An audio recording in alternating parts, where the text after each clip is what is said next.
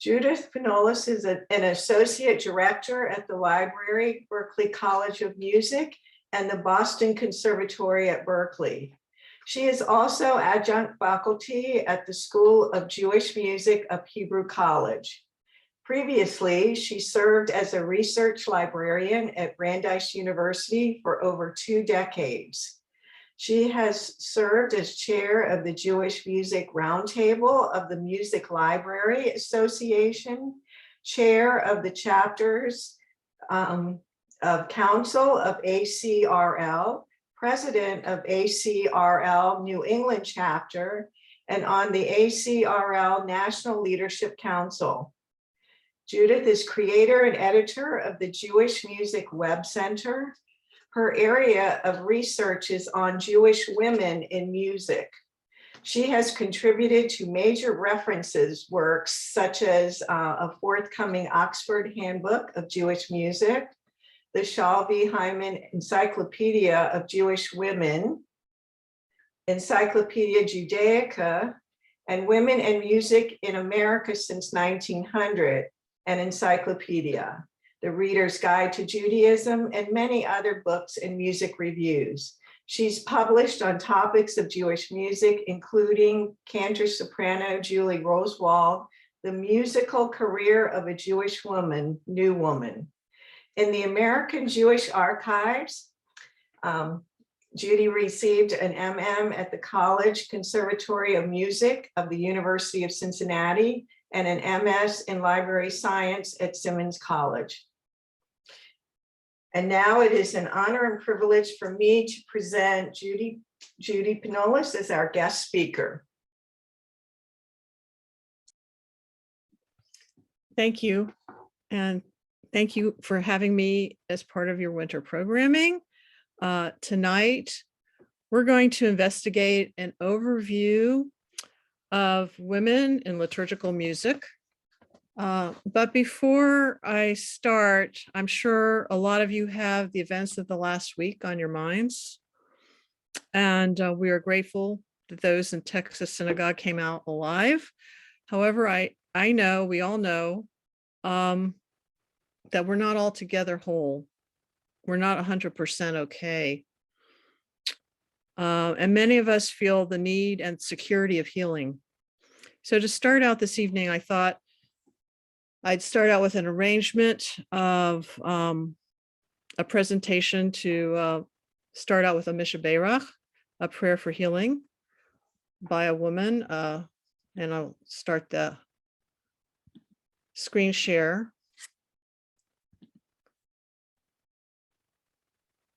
So we can hear it. And many of you have heard her before. It would be. I'm going to skip ahead to the music.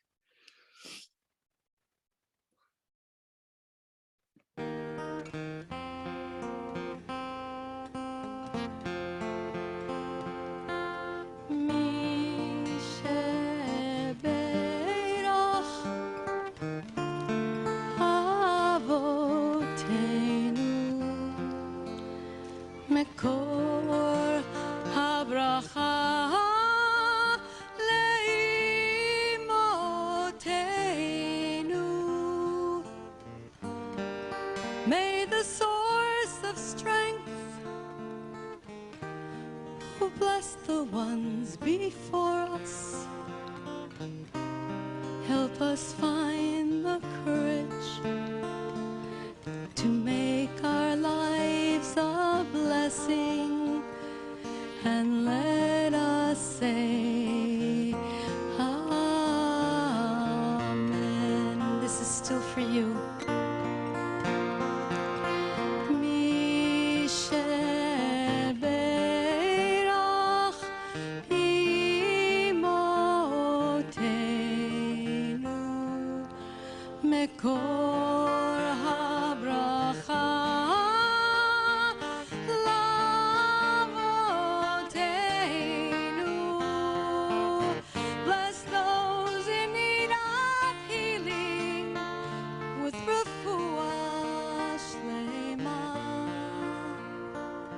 The renewal of body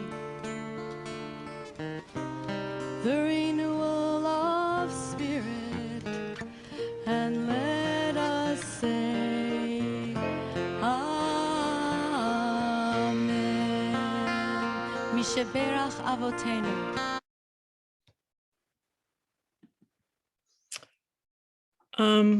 I hope that we all felt that moment of healing from this incredibly spiritual Jewish woman. I had the honor of writing the biography of Debbie Friedman for the Encyclopedia Judaica some years ago. And when interviewing her, I was so taken by her general aura and her level of religiosity and her respect for the power of prayer. Now we're going to go on a step back in time, and we'll find that Jewish women have, in fact, been part of prayer and liturgical music for a much longer period than we normally assume. So we're going to start with the medieval period, although, of course, women are mentioned in the biblical period, leading with drums and timbrels, dance and song. But for today's talk, I'm going to start with the medieval period. And primarily in Europe, we see with the development of synagogues in the early medieval period came the expansion of liturgy. We began to pick up some information about women in liturgical song sometime around the 12th century. Around that time, in the 1100s, Jews began to have separate seating in synagogues. Women were in a separate section of the synagogue, and this created a bit of a problem, usually due to poor acoustics. Many women could not hear the service. It developed that an educated woman, usually a cantor's daughter or rabbi's wife, would repeat the chanting of the prayers for the women, often using a sing-song voice or a highly stylized weeping or ritualized speech pattern to create emotional reactions. And these women were called zogrins. A zogrin means a sayer, a woman sayer. And their role and this practice of women spiritual and ritual leaders continued for over 500 years. Later, with the development of Yiddish and less Hebrew training for women overall, these women would translate to Yiddish so the prayers could be understood. And remembering, of course, that there were no prayer books, so people had to do things by rote. We do know the names of some of these women zogrins, such as Dulcea of Worms, daughter of a cantor, wife of a major rabbi, Eliezer ben Judah. She led prayers for women, often made an effort to arrive at the prayers early and leave late, demonstrating, it was said, that prayer was not a burden but a joy for her. She instructed other women in prayer. We know that she arranged matches and adorned brides as community service. We know that she sewed together over 40 Torah scrolls. She was renowned for her needlework, and she had apparently quite a good business acumen. She also made wicks for synagogue candles. These are some of the things that have been written about her. So we know quite a bit, but unfortunately she was murdered with her daughters in November 1196. After her death, her husband, the rabbi, trained other women as zogrins in her honor. Another woman was Urania of Worms. She was also the daughter of a cantor, and her headstone states, she too with sweet tunefulness officiated before the female worshipers, before whom she sang the hymnal portions. In devout service, her memory shall be preserved. So we know that since this period, here's another example of a woman who chanted Piyutim and supplications and acted, as we might think today, as a female cantor.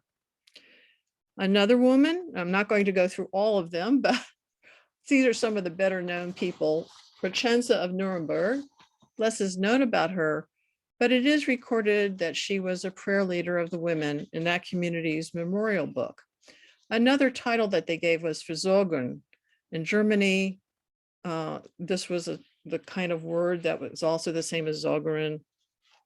And she was a Versorgerin until her death during a pogrom. Other women included Chetio Zaragoza, Bela of Zambro, Poland. She was known to chant and teach girls Hebrew with a pointer, very unusual idea today. She would teach them how to perform Sabbath rituals, such as the taking of challah, lighting candles, and so on, singing blessings. But she was also led the davening. We know that there were women, modern, closer to the time. There were other women, Brent and Marcus, and there was in the 17th century, and also Rachel of Venedig. But most of the names of these women have been lost to the ages.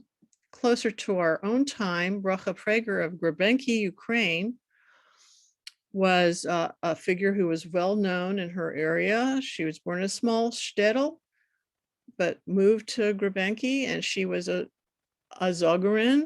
They called her a Zogerka, but she was very well known in her area. She was educated in Central Europe, and she would write letters for people, and she knew different languages, and she would lead davening for women. It is not well understood in modern times how much this was part of life, and it is also not often understood that there were women's synagogues, the Weiberschuls in Europe. And we know that of the first one that we know of, at least the first one we know of that was built, was in 1213. And these were strictly women's synagogues where women led their own services in a separate building or a section of a building. So this is a kind of thing that is not maybe widely understood today. I want to talk a little bit about women in the Sephardic communities that were in Europe. And Sephardic Jews, we learned by the 17th century, and here we have a picture, hope you can see it.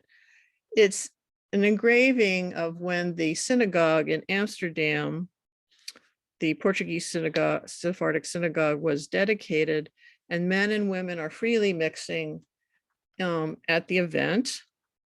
They're mingling with them, and they have contemporary dress on. They're all, getting on their best clothes for the event. But these women, many of them were well trained in European classical music. Their training in classical music gave them different musical tastes than, say, maybe what they might hear in the synagogue. But some of these women had influence on the type of music that was done in the synagogue and the style of the music that was popular at this time. And I've been hearing a number of lectures recently where people are finding manuscripts and, of music and what it sounds like. And it sounds like Baroque music. That's what it sounds like. When Jews came to America, especially the Sephardi Jews, they brought their aesthetic tastes with them. And since many who had lived in Amsterdam had been secret Jews in Portugal and Spain, they knew a lot of Christian music, and they were familiar with Western music. And so that had a big influence. And I'm going to play for you a sample of a piece of music in an arrangement that you'll hear sounds pretty much like you might hear a nice little piece of music from the time period.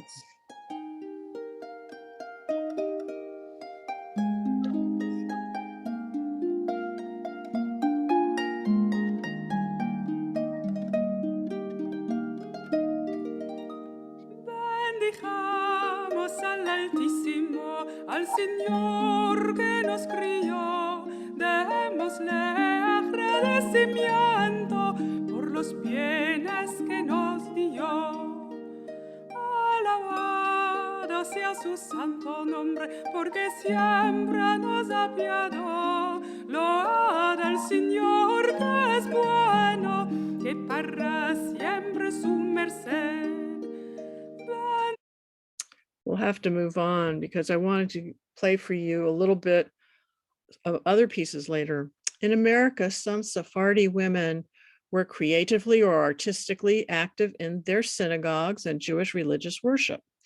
Such women as Penina Moisey is famously known. Her poetry was widely published in general publications such as the Charleston Courier, the Boston Daily Times, the Godey's Ladies Book, and other published Jewish journals such as the Occident.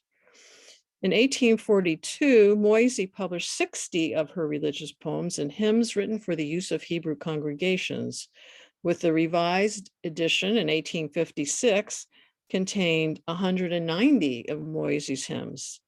Many of these works were later adopted as part of the 1897 Union Hymnal published by the Reform Movement. In all, Penina Moisey wrote over 200 Jewish hymns for synagogue worship. We'll listen to a sample recording of Penina Moisey's hymn realized by students in Ben Gurion University. And it's not the greatest recording, but you'll get a sense of it.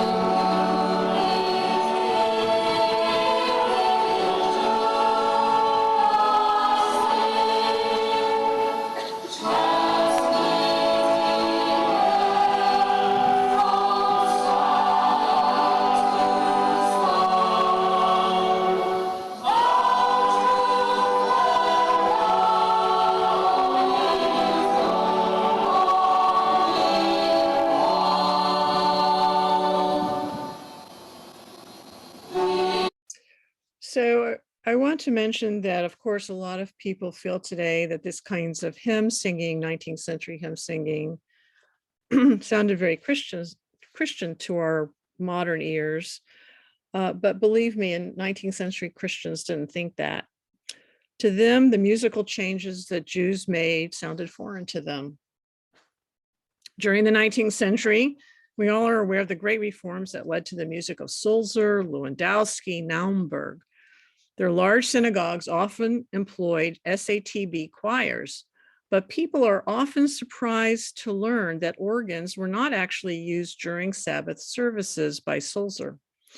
The published organ renditions were for practicing and for non-Sabbath occasions, and he used traditional nusach embedded in his compositions. The use of the organ was not totally new development of Reform, by the way. A lot of people think that Reform were the first people to have organs in synagogues. That's not true. Organs had been used by Jews in synagogues in Central Europe since the Middle Ages, despite common beliefs today. Indeed, many women involved in the Reform movement became organists, and here I've put a list of some of these that we know about. And there were many, many more women organists who performed in synagogues and for all kinds of religious occasions of the Jewish communities in Europe. I want to move to when women were recognized prayer leaders and served as cantors, and this happened as early as the 1880s in the United States. My own research led me to discover that Julie Rosewald, who was from a cantorial family in Europe, she was the granddaughter and daughter of cantors, became a cantor herself in San Francisco at Temple Emmanuel. She was trained in classical music, became an opera singer, and as a teen moved to the United States to Baltimore and married there. She met Jacob Rosewald and they married in 1866. Rosewald, her husband, was also a musician, and he was at the Peabody Conservatory there in Baltimore. Together, they participated in the musical life of Baltimore, including playing at various religious events of the community. Jacob Rosewald became organist for a Reform congregation. Eventually, she returned to opera and they toured Europe, where she became a star. Returning to the United States, she joined various opera companies that toured around and became a leading prima donna. She had a fabulous career, but they settled in California in 1884, mainly due to her husband's poor health. When she came to California, within a few weeks of coming there, the local cantor, Max Wolf, died, and she was asked to fill in for the high holidays, which was just in a few weeks. That was a very large cathedral-like congregation.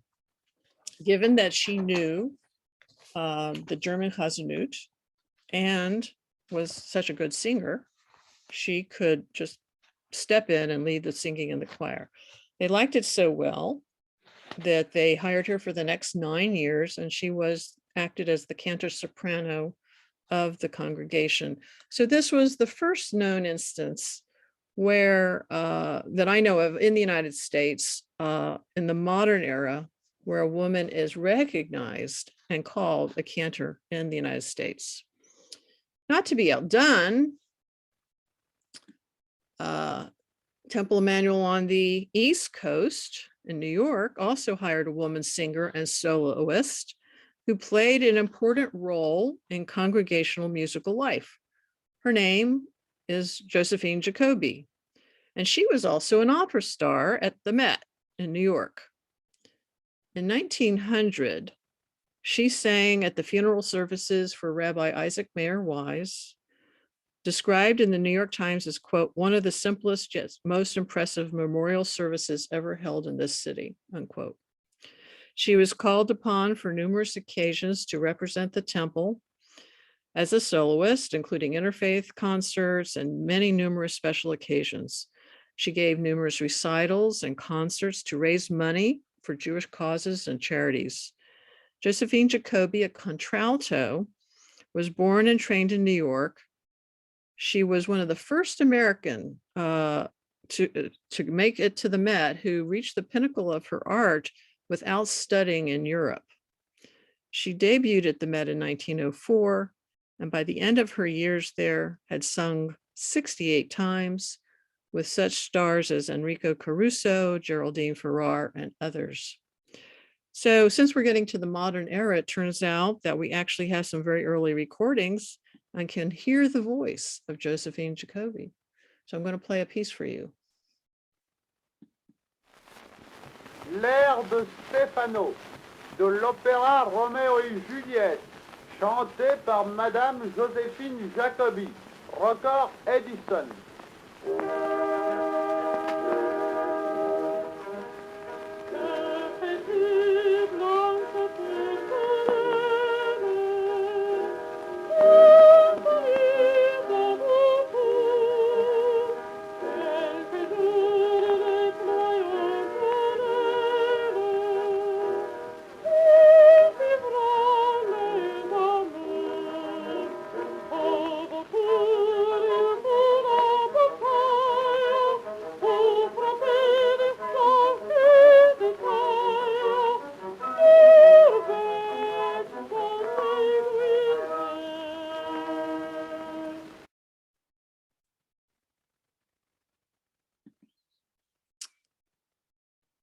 So I want to go and talk a little bit about the Chazentas.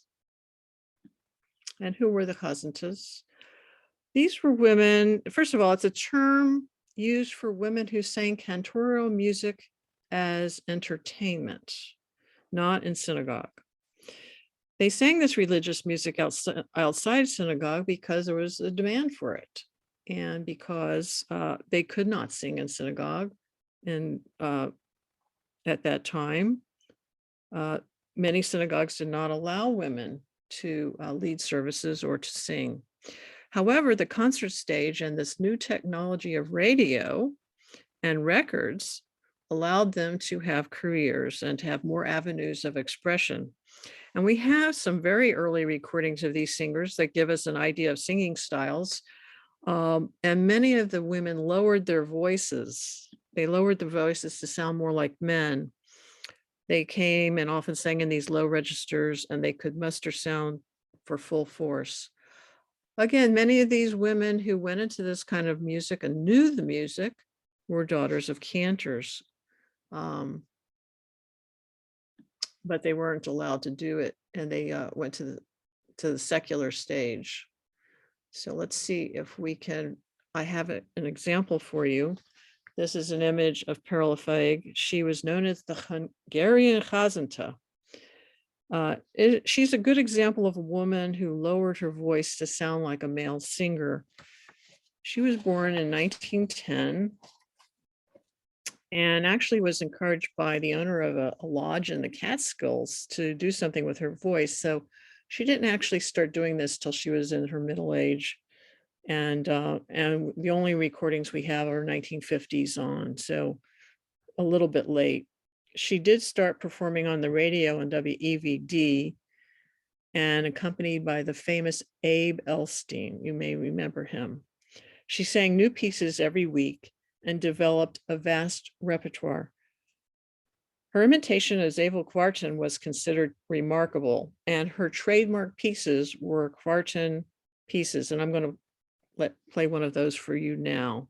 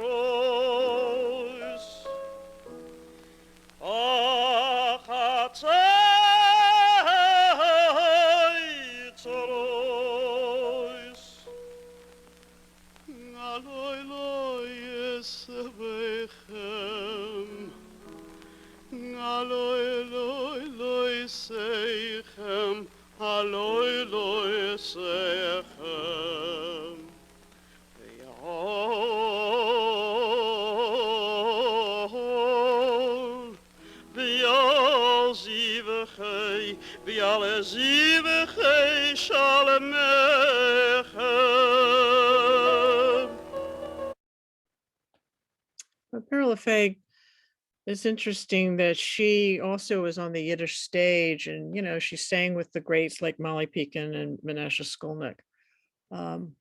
But when she did this cantoral music, she lowered her voice dramatically. It's really quite something. Another Chazanta is Shendela de Chazanta. Really, Jean Gornish, she was born in 1915 in Philadelphia. And she early on in her life made up her mind that she was going to sing cantoral music. She started doing so on radio in the 30s. And she was just 22 years old when she took on this title, billing herself as Shendela de Chazanta, the world's only woman cantor. Well, she wasn't the only one. But it was good for business, I guess. Anyway, they called her the sweet, lovely singer. Diese reine dicke Singerin. And she appeared in programs with cantor Shlomo Goldenberg, Jacob Barkin, Peretz Lemkov, and Zabel Kwartin. While she certainly could not lead services in those synagogues, she did for Passover Seders. She was allowed more freedom, and she appeared with cantors in Atlantic City, in the hotels there, and eventually leading Seders on her own. She also assisted at high holidays, leading services that took place in hotels, and at times served as the choir director and soloist for those events as well. In the recordings, we hear Shendela often appears to be imitating the male tenor voice, and there is actually very little normal vocalization in her work, but there is really an unmistakable air of artistry in the precision and exactness with which her songs are projected. And I'm not the only one who said that. Other writers have said that. Her audiences responded to her emotionalism and often breaking out in applause before she even finished. And in this image, you'll see her as obviously a staged image for a commercial. Planters Company was the sponsor. It was a stage commercial photo, but you notice that she's appearing with a cantor's mitre, the hat, and the robes to give an air of authenticity, even though, as in this picture, she's appearing on radio unseen. So we'll play a clip and hear her sing a little bit.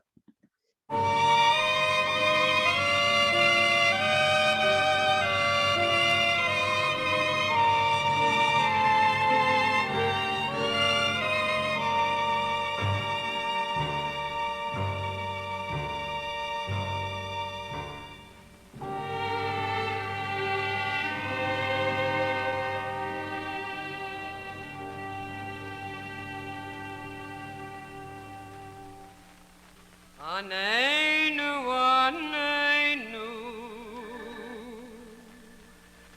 aneinu,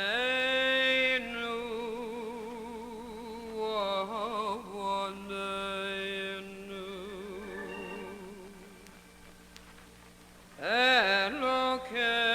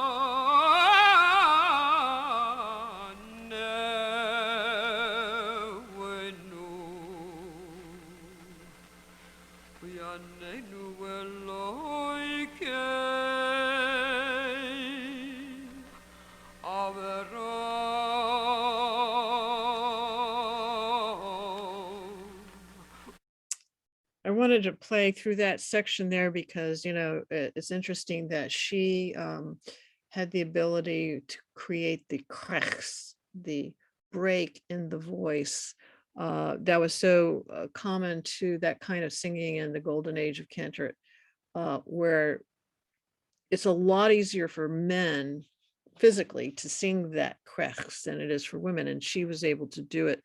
And we captured that in a little bit of the piece that she did there. I wanted to go on to another woman, and this was a very interesting person, and a lot of the singing that she did was quite interesting. She was also a vocalist from Philadelphia. Basheva, as she called herself, was really Patrice Kurzman. She was from a wealthy, prominent family. And when she decided to go into showbiz, she adopted her stage name. She was formally studied the voice and developed a very powerful instrument with extraordinary dexterity. And she was really compared to lots of singers of the day, including Judy Garland. She got her start singing in the so-called Borscht Belt of the Catskill Mountains, and she only started recording in the 1950s, though. By 1960, unfortunately, she died very young when she was entertaining on aboard a cruise ship. Her recordings show the dressed up American entertainment styles of the 1950s, where large orchestras and lush arrangements, you know, are created in these Jewish music to create kind of a showbiz entertainment style. But also this sort of exaggerated, she also uses kind of an exaggerated Ashkenazi pronunciation in her singing. It's very interesting that this kind of thing, this was popular music. People bought this to listen to on their stereos at home. And this is what they listened to. So here we go.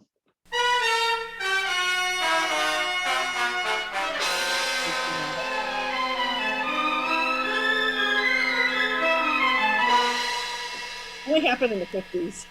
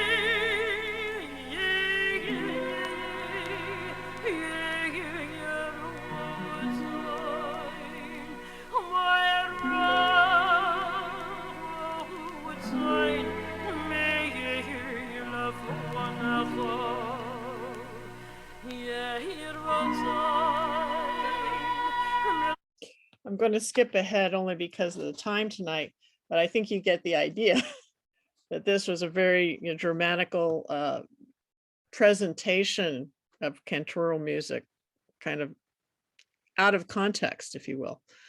I want to move ahead to the time maybe if we have time, we'll come back to Goldie Malofsky and her pieces, but I want to move ahead to the time when women were actually starting to become, somehow I skipped something here.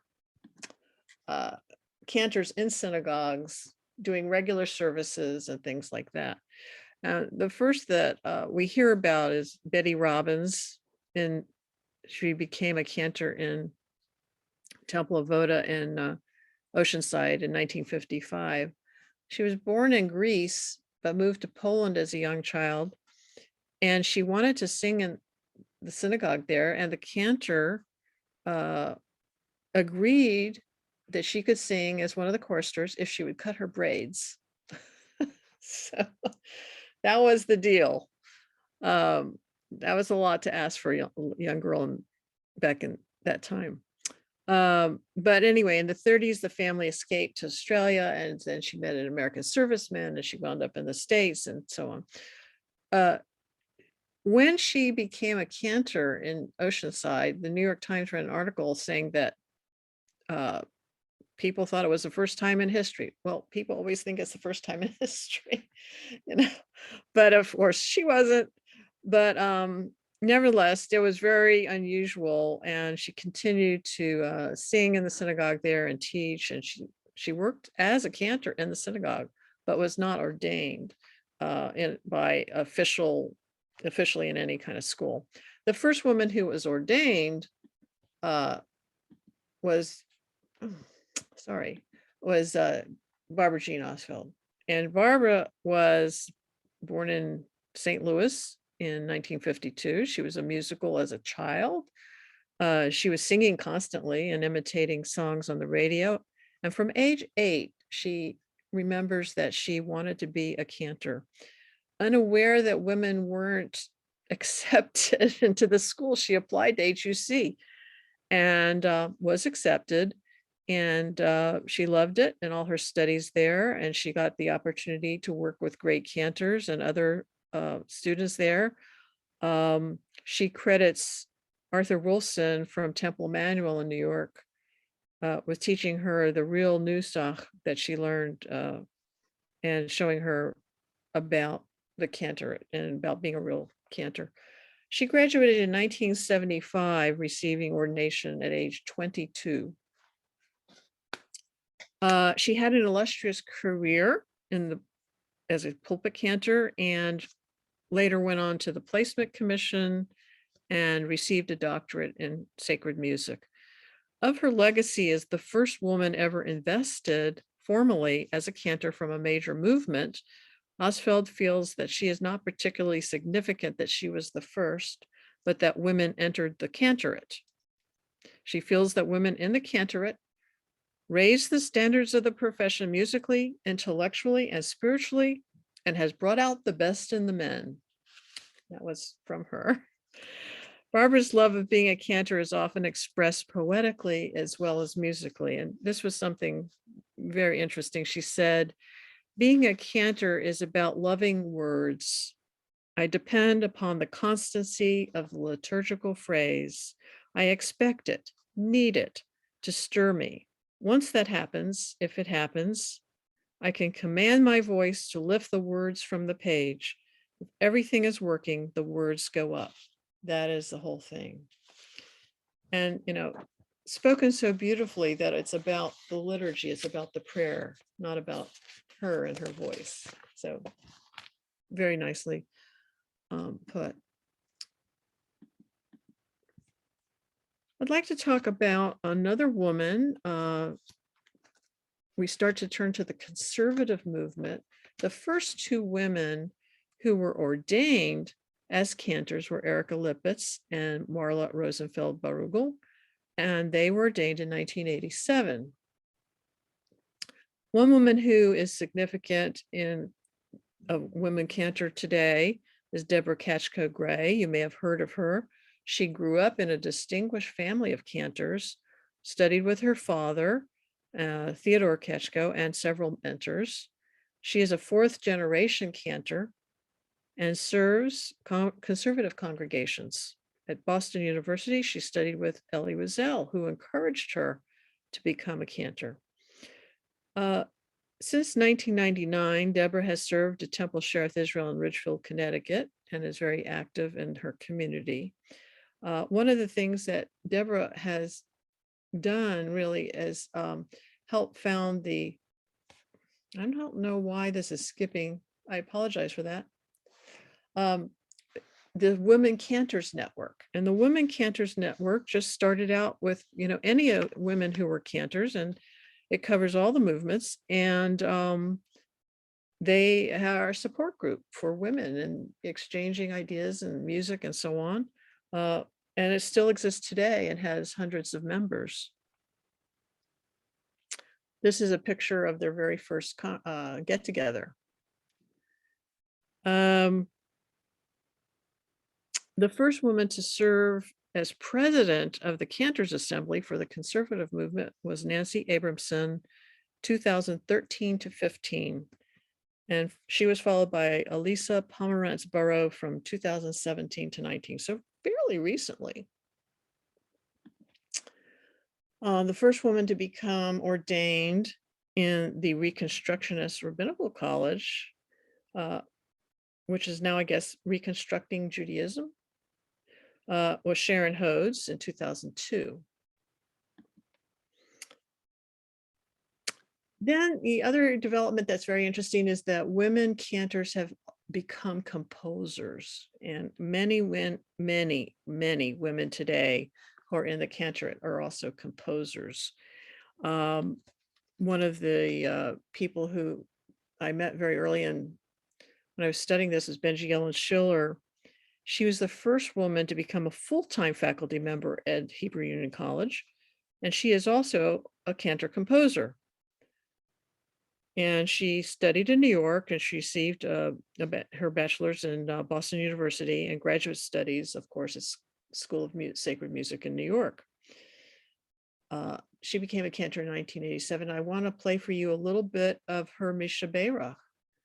And this is for a large group of teen singers.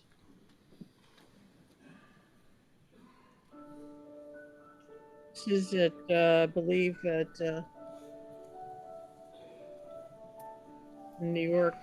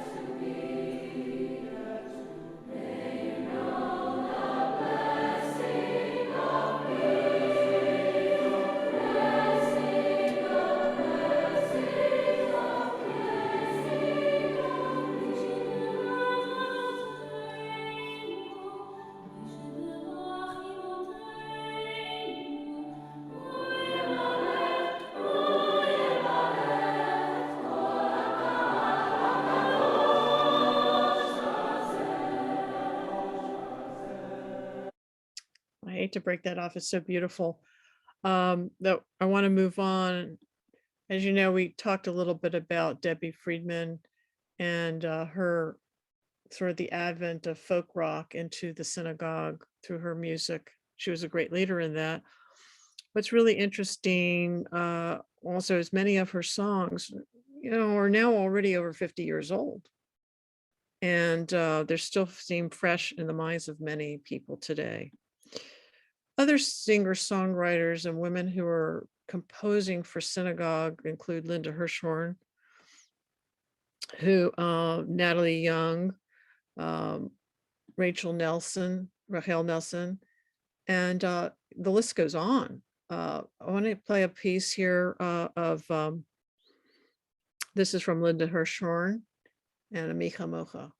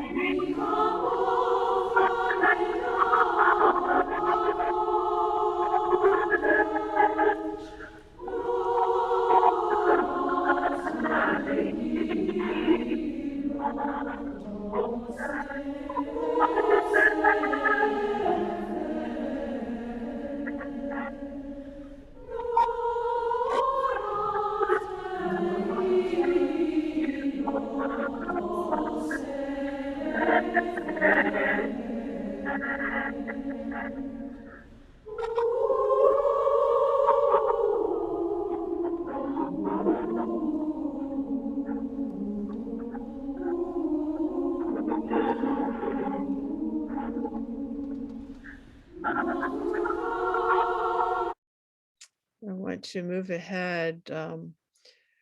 And I think I'm going to skip this one. Miriam Gideon was the first woman commissioned to write a piece of sacred music in terms of an entire service as a piece of art music, which was very popular. For a long time, people were commissioned to write entire services, and hers was in 1971. Today's synagogue composers go in many directions, often blending all sorts of styles of music to create worship. And people such as Shefa Gold, who combine, she's both a renewal and reconstructionist rabbi, and she combines Buddhist, Sufi, Native American, all kinds of things in her chants. And the thing about it is she doesn't use Jewish chant. She uses all these other things. But it's very interesting to me that she's using a portative, and these kind of drone organs were used in the Middle Ages, and now they're back again. And this chanting, her chanting, has spread throughout the United States. There are a lot of synagogues who do this kind of chanting and this kind of thing in the synagogue as part of worship. I just want to do a little segment. If I can move it to the part where she does this.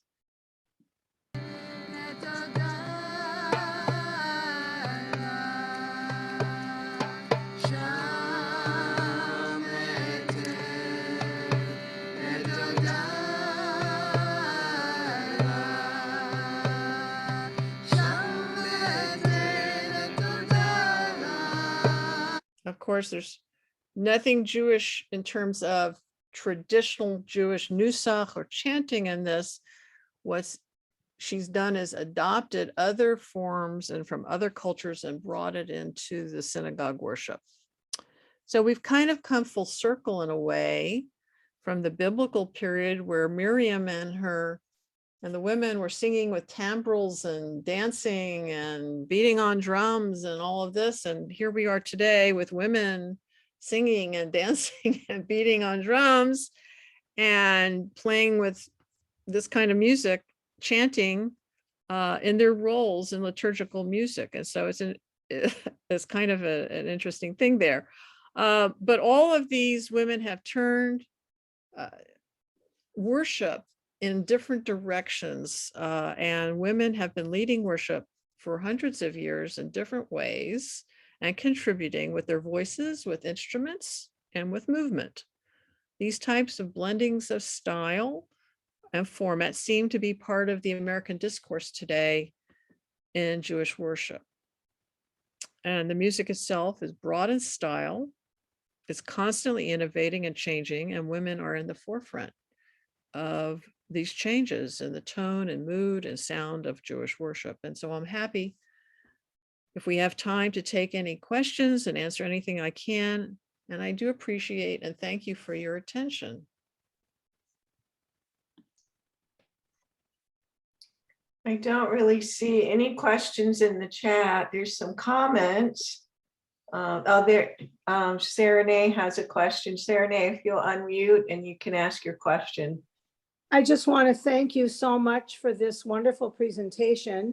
Thank you. Neil and I are watching this and we are feeling very old because we know all of these people from forever. And Benji Allen Schiller is a good friend of ours, and we've talked to Al about bringing some of these people to Temple Beth Shalom. So thank you for a beautifully done presentation. You're welcome. Thank you for listening and thanks for coming. Yes, so many of these people have, national reputations, international reputations, and have contributed so much and made a difference. Benji's one of those people, definitely. Thank you, Serenay. Joel, do you have a question? Not a question, actually. I just wanted to tell you how much I enjoyed your presentation. It was really wonderful. And just to share a little anecdote, I had the honor and a very, very distinct pleasure to work with Debbie Friedman for a concert. I did the sound for her way back in the 90s in New Jersey. And it's almost impossible for me to share with you just how sweet and kind she was to work with. She was like an angel. So just sharing that with you. No, thank you, because I was very, very taken with kind of just the aura of being, whether you're a reform or conservative or, anything, a person who has that kind of sort of religious sense of them when you meet them in person, it's pretty a very powerful experience. I'm sure you might have met somebody like that in everybody might have met somebody like that. Yeah. Did you have another question? Anybody? Another question? Serenay, unmute. Joel, thank you for your nice words about Debbie. I'm just thinking back to my youth. I was a counselor at Herzl Camp in Webster, Wisconsin. And the name on my camping list came in, and it was a young girl by the name of Debbie Friedman. And they said I needed to call her mother. It was before cell phones or anything else, and it was long distance. And we called from the camp, and her mother said, "My daughter plays the guitar and she's pretty good. Would you mind if we let her come to camp with her guitar?" And from when she was a young camper, she had a following and just was the most lovely, lovely person. So thanks, Joel, for adding to that. That's great. That's a wonderful story. Thank you for sharing that story. It's good to know, even as young teenager. Thank I have a you. question. Yeah. Go ahead, Randy. Judy, some of the early pre-recorded music, I was thinking about the Boston Early Music Festival. Have they ever done any type of a program playing some of that music? The early Sephardic music. Yeah. In Boston Camerata did some early Jewish music. Yeah. Not the Boston. There was a group in Boston that did some early Jewish music. I'll have to get that for you. It seemed like it would fit in with the early music festival. Yes, definitely. There are several recordings of Baroque music. I have like 3 or 4 CDs of Jewish Baroque music.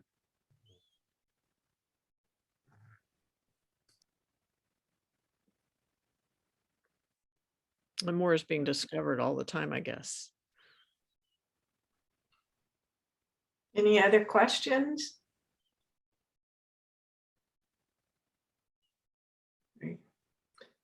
I don't see any more hands raised, so I don't know. Al, do you have any final remarks?